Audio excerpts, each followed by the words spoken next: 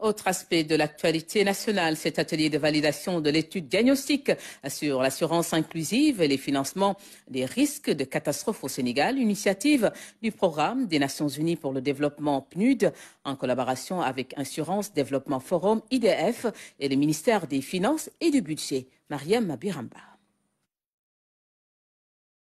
Cet atelier représente la deuxième étape du processus démarré en juillet 2023.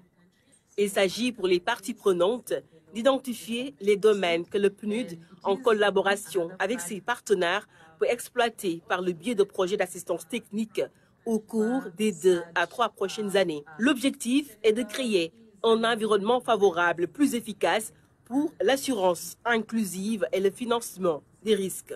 Les risques liés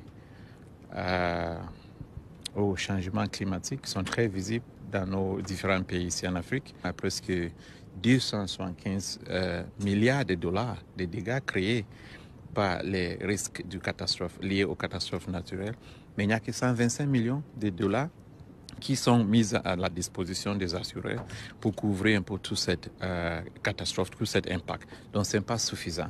Nous cherchons les possibilités, les nouvelles opportunités à accompagner chaque pays de l'État en passant par notre facilité des risques basée au Pretoria. Au Sénégal, l'on relève une faible pénétration des produits d'assurance avec un taux de 1,47%. contre une moyenne africaine de 2,70%. Aujourd'hui, ce qui peut expliquer effectivement cette faiblesse, ça peut résulter effectivement du nombre d'assurances obligatoires qui est assez faible, mais également de la culture liée à l'assurance, où effectivement certains secteurs d'activité, surtout informels, tardent effectivement à se formaliser. L'initiative cadre avec les orientations de l'État à travers le plan Sénégal émergent. Son Excellence, M. Macky Sall, président de la République du Sénégal, a validé en janvier 2022 la stratégie nationale d'inclusion financière 2022-2026,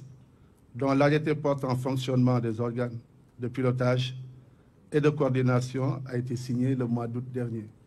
Concernant les risques souverains, le Sénégal a souscrit 3 polices d'assurance au niveau de l'African Risk Capacity. Un contrat d'assurance contre les risques de sécheresse. Au titre de cette police, le Sénégal a eu à bénéficier des indemnités d'assurance d'environ 9,5 milliards et 14 milliards de francs CFA, respectivement en 2014 et en 2019. Un contrat d'assurance contre les maladies à foyer épidémiologiques depuis décembre 2022. Et enfin, un contrat d'assurance pastorale qui couvre le déficit de patrimoine.